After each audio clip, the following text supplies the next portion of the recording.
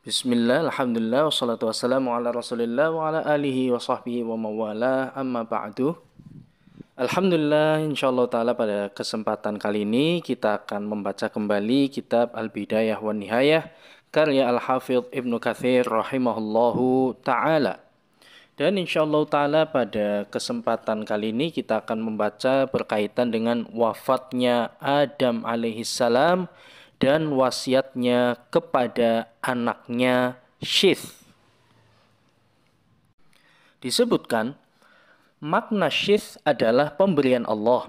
Dia menamakannya demikian karena Syith dianugerahkan oleh Allah kepada Adam setelah kematian Habil.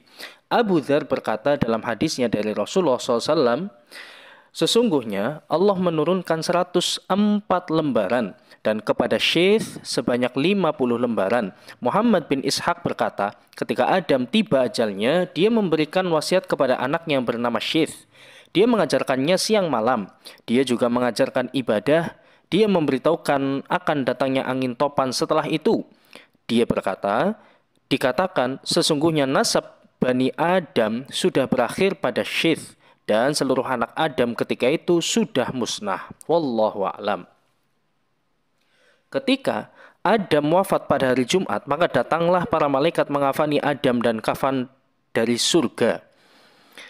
Para anaknya berkumpul, demikian pula Syith. Ibnu Ishaq berkata, terjadi gerhana matahari dan bulan selama 7 hari 7 malam.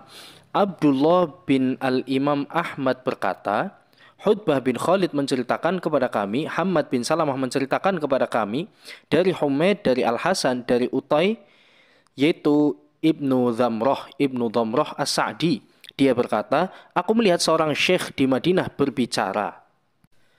Aku bertanya tentang dirinya. Mereka berkata, ini adalah Ubay bin Ka'ab. Dia berkata, sesungguhnya ketika Adam dijemput ajal, dia berkata kepada anaknya, wahai anakku, sesungguhnya aku menginginkan buah surga. Kemudian mereka pun berangkat untuk mencarinya dan mereka pun bertemu dengan para malaikat yang sedang memegang kain kafan. Mereka berkata, wahai anak Adam, apa yang kalian inginkan dan kalian cari? Mereka menjawab, ayah kami sakit dan dia menginginkan buah surga. Maka para malaikat berkata kepada anak Adam, kembalilah kalian, umur bapak kalian sudah habis. Kemudian mereka kembali kepada Adam alaihissalam. Ketika Hawa melihat mereka, Hawa pun mengetahui maksud kedatangan mereka. Lalu Adam berkata kepada Hawa, biarkan aku, sesungguhnya aku diciptakan sebelummu. Jangan halangi antara aku dengan para malaikat Tuhanku. Kemudian para malaikat itu mencabut nyawa Adam, memandikannya, mengkafaninya, dan menggali kuburannya, kemudian mensolatkannya. Lalu mereka masuk ke dalam kuburannya dan meletakkan Adam di sana. Kemudian berkata, wahai anak Adam, ini adalah sunnah kalian. Sanad ini sahih. Ibnu Asakir meriwayatkan dari jalur Syaiban bin Farrukh, dari Muhammad bin Ziyad, dari Maimun bin Mihran, dari Ibnu Abbas, bahwa Rasulullah SAW bersabda, para malaikat bertakbir atas Adam sebanyak 4 kali. Aku berkata, bertakbir atas Fatimah 4 kali. Abu Bakar bertakbir atas Fatimah 4 kali. Umar bertakbir atas Abu Bakar sebanyak 4 kali. Suhaib bertakbir atas Umar sebanyak 4 kali. Ibnu Asakir berkata, diriwayatkan dari selainnya, dari Maimun, dia berkata, dari Ibnu Umar. Mereka berbeda pendapat tentang tempat dikuburnya Adam. Di antaranya, yang masyhur adalah bahwa Adam dikubur di dekat gunung yang ketika itu dia diturunkan dari surga, yaitu di India. Dikatakan dia dimakamkan di gunung Abu Qubais di Mekah. Dikatakan sesungguhnya ketika topan melanda, Nuh alaihissalam membawa Adam dan Hawa di peti tabut, kemudian menguburkan keduanya di Baitul Maqdis. Demikianlah yang dikisahkan Ibnu Jarir. Ibnu Asakir meriwayatkan dari sebagian mereka bahwa dia berkata, kepalanya di Masjid Ibrahim, sementara kakinya di batu besar Baitul Maqdis. Hawa meninggal 1 tahun setelahnya. Terdapat perbedaan pendapat tentang usia Adam, sebagaimana yang telah kami utarakan sebelumnya dari Ibnu Abbas dan Abu Hurairah secara marfu'. Umurnya telah dicatat dalam Lauhul Mahfudz yaitu 1000 tahun, dan hal ini tidak bertentangan dengan apa yang ada dalam Taurat, bahwa dia hidup selama 930 tahun. Karena perkataan mereka ditolak dan tidak dapat diterima apabila bertentangan dengan kebenaran yang ada pada kita dan terjaga dari al-ma'sum Nabi Muhammad SAW.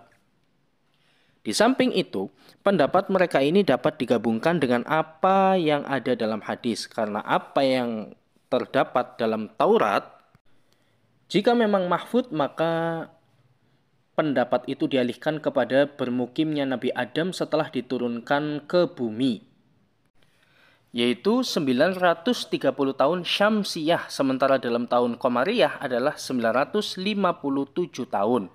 Dan ditambahkan kepada bilangan lamanya, beliau bermukim di bumi 43 tahun, bermukim di surga sebelumnya. Sebagaimana yang disebutkan oleh Ibnu Jarir dan selainnya, maka jumlah keseluruhan usianya adalah 1000 tahun. Atha Al-Khurasani berkata, ketika Adam meninggal, maka seluruh makhluk menangis selama 7 hari. Ibnu Asakir juga meriwayatkannya. Ketika Adam wafat, maka yang menanggung beban urusan kenabian setelahnya adalah Syith. Dia adalah seorang nabi, sesuai dengan nas hadis yang diriwayatkan oleh Ibnu Hibban dalam sahihnya. Dari Abu Dzar secara marfu', yaitu diturunkan padanya sebanyak 50 lembar. Ketika ajalnya datang, dia berwasiat kepada anaknya Anush. Maka dia melaksanakan perintah Allah setelahnya. Kemudian setelahnya adalah anaknya Qonin. Kemudian anaknya Mahlail. Dialah orang yang diklaim menurut orang-orang Ajam di luar bangsa Arab merupakan seorang yang berasal dari Persia. Dia menguasai 7 daerah. Dia juga merupakan orang pertama yang menebang pohon, membangun kota, dan benteng besar. Dia yang membangun kota Babil dan kota Sus al-Aqsa. Dia juga mengalahkan iblis dan bala tentaranya, lalu mengusir mereka dari bumi. Dia membunuh jin yang jahat, dan dia memiliki mahkota yang sangat besar. Dia juga berkhutbah di hadapan massa, negaranya bertahan hingga 40 tahun. Ketika dia meninggal, tampuk kepemimpinan diteruskan oleh anaknya, yaitu Yared. Ketika dia wafat, dia berwasiat kepada anaknya Khanuh. Dia adalah Idris, menurut pendapat yang masyhur.